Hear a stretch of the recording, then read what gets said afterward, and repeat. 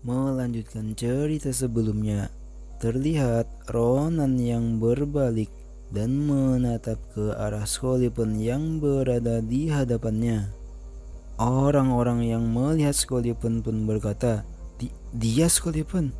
Dan salah satunya pun berkata, melihat bintang kekaisaran yang sedang naik daun di sini dengan penuh antusias dan semangat. Di sisi lain, Maria pun berkata, Ronan, sepertinya dia ingin berbicara padamu. Asel pun juga berkata, suasana di sekitarnya agak menyeramkan. Terlihat Ronan yang mendengus, menyusahkan saja. Dia masih sama seperti sebelumnya, gumam Ronan. Dia tidak tahan dengan siapapun yang bisa menyainginya dalam pedang.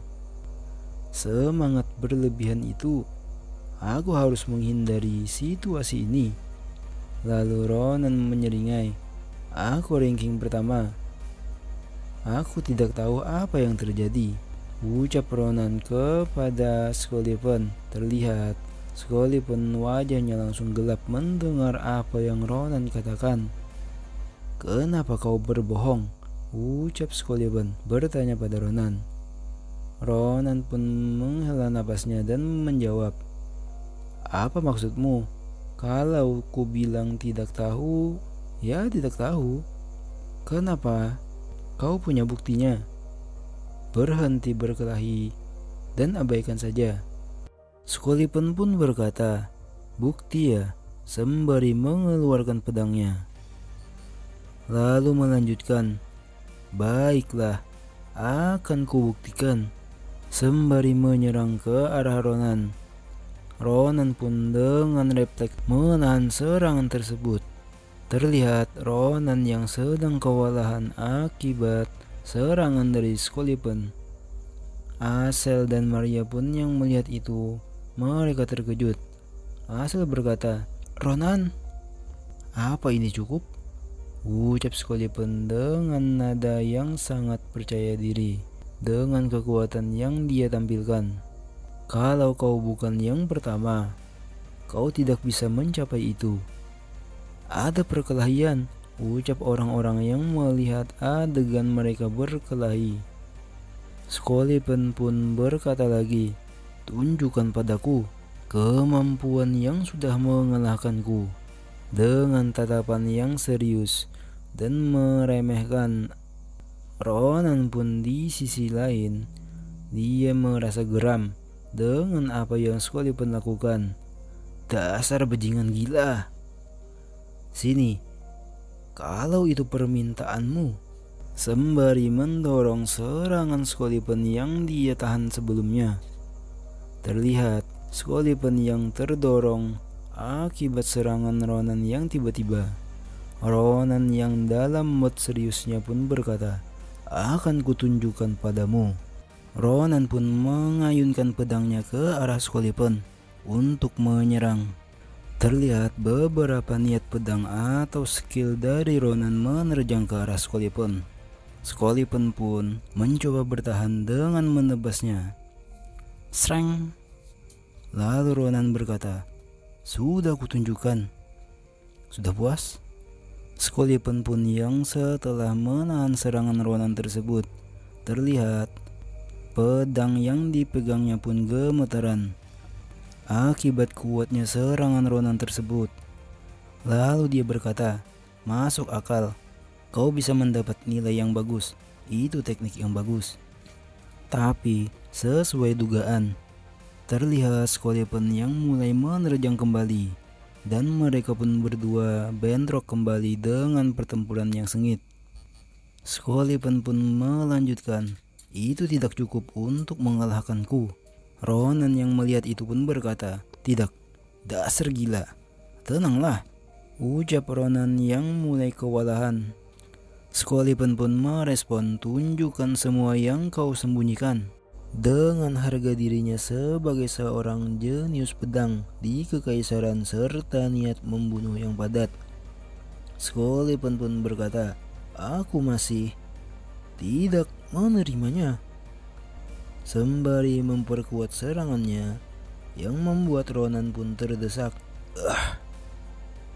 Akibat benturan tersebut, hembusan angin di sekitar mereka sangatlah dahsyat. Ronan yang masih menahan beratnya serangan yang dilancarkan Sullivan pun bergumam, si bodoh ini. Apa dia datang padaku karena dia ingin mati? Inilah alasan kenapa aku tidak mau bertemu dengannya. Dalam situasi ini, dia akan manipulasi aura. Itu akan sangat buruk. Badai yang diciptakan dari satu tebasan dari aura yang hina yang disebut Tempest Sword. Aku tidak bisa menanganinya. Kalau begitu, terlihat Ronan yang perlahan berbalik. Melihat itu, Sullivan pun geram. Apa yang kau lakukan? Apa kau membalikkan badanmu saat bertarung? Terlihat Ronan yang sudah berada di samping Asel. Di sisi lain, Sullivan yang terus menerjang. Asel yang melihat itu pun ketakutan dan berkata, Ronan, kenapa aku? Sullivan dengan geramnya berkata, dasar pengecut, memanfaatkan seorang gadis sebagai perisai. Kau menyebut dirimu seorang kesatria? Aku seorang laki-laki, teriak Asel. Ronan yang sudah memprediksi itu pun tersenyum jahat, sembari berkata, sesuai dugaanku, bagian dirimu itu masih sama. Meskipun saat kau akan mati, kau memegang teguh prinsip kesatria. Sembari Ronan melancarkan serangan kejut yang langsung mengenai Sullivan yang lengah. Serangan Ronan bersarang tepat di wajah Sullivan. Terlihat Sullivan yang berjongkok dengan satu kaki di depan dan satu kaki di belakang, serta bertumpuk pada pedang yang ditusuk ke tanah setelah mendapatkan serangan Ronan. Ronan yang melihat kesempatan datang pun berkata, sekarang Asel, Maria, kabur. Sullivan pun tersadar dari rasa sakitnya. Saat mendengar teriakan tersebut, dia terkejut. Apa? Tunggu.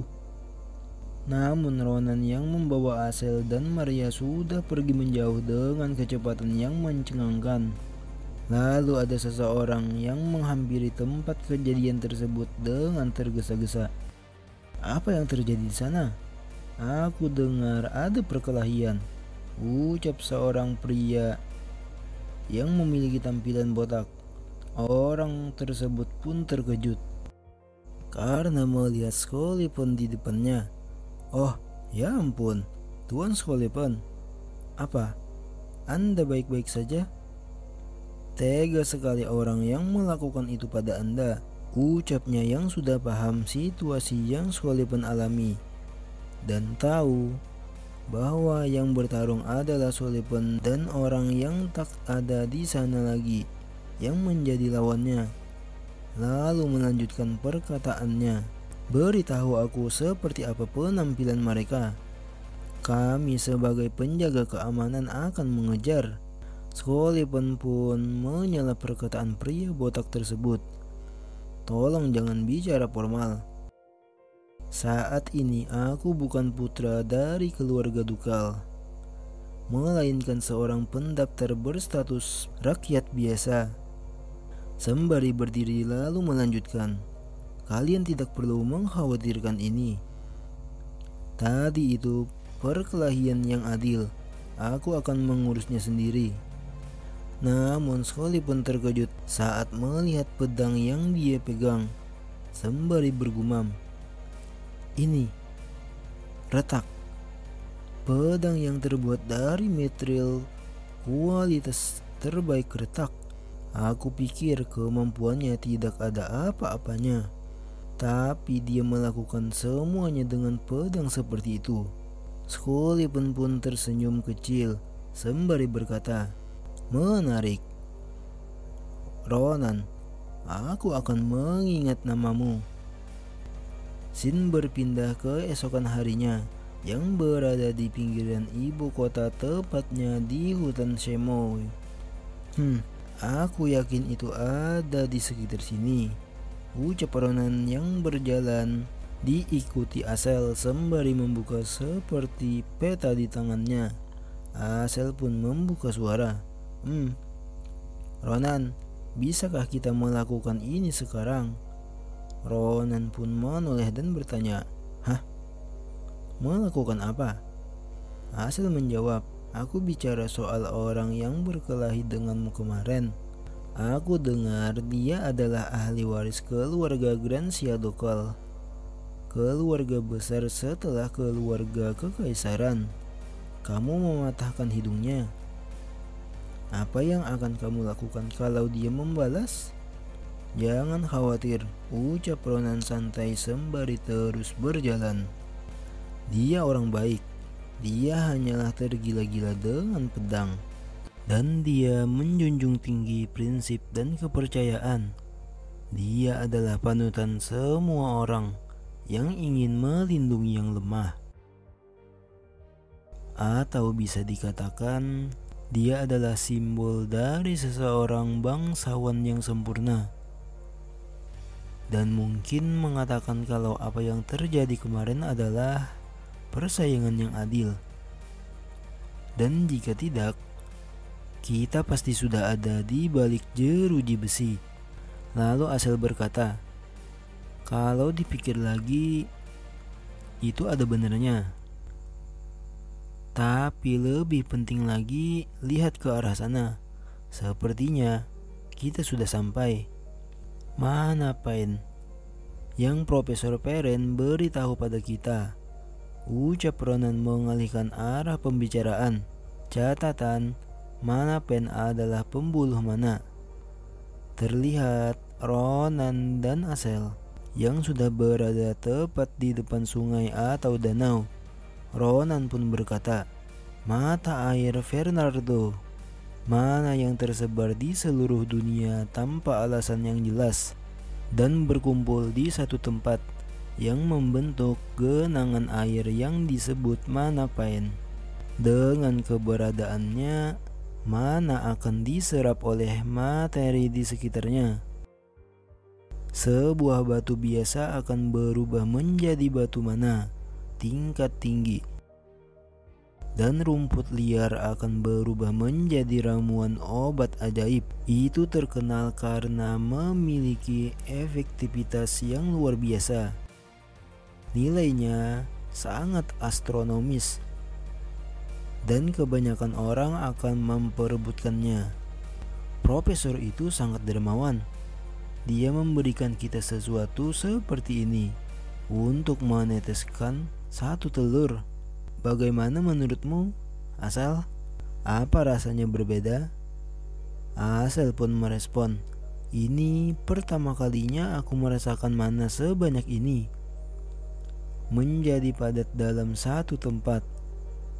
Kalau di sini, aku bisa dengan mudah mengeluarkan sihir ini lebih kuat dari biasanya. Dan telur yang ada di sakumu itu terjadi sebelumnya. Tapi kali ini itu menyerap magic power dengan kecepatan yang luar biasa." Terlihat telur yang ada pada Ronan bereaksi sendiri dengan menyerap magic power di sekitarnya. Sepertinya telur itu lebih suka mana yang ada di sini, ucap Asel. Ronan pun merespon, "Begitu ya? Yah, aku tidak tahu." Saat itu Maria sangat menyukainya. Dia akan ikut dengan kita jika dia tidak sibuk dengan urusan pedagang. Sayang sekali. Itu benar, ucap Asel. Lalu melanjutkan, Tapi Ronan, apa itu tidak terlalu aneh?" "Apanya?" tanya Ronan. Asel pun menjelaskan, "Profesor Perrin mengatakan ini. Dia bilang ada banyak mana di sini dan ada banyak spesies fantasi yang datang dan bersarang di sini, yang artinya walaupun itu adalah hewan biasa, tempat ini sangat bagus. Ronan pun terkejut dan paham maksud dari Asel. Tapi kenapa kita tidak mendengar satupun suara hewan? Ronan pun menghirup udara dalam-dalam sembari perlahan bangkit. Dia bergumam, "Aku merasa puas."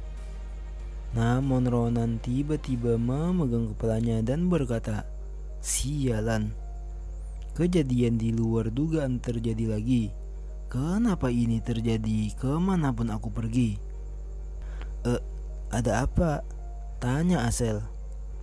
Tanpa menjawab, Ronan pun menginstruksikan Asel, "Bersiaplah Asel. Terlihat ada hewan yang sudah tidak bernyawa lagi." Dan Ronan pun merasakan sesuatu. Ini bau darah. Terlihat beberapa orang yang sudah membantai para hewan di sana. Dan karena itulah tidak ada hewan yang terlihat di sekitarnya.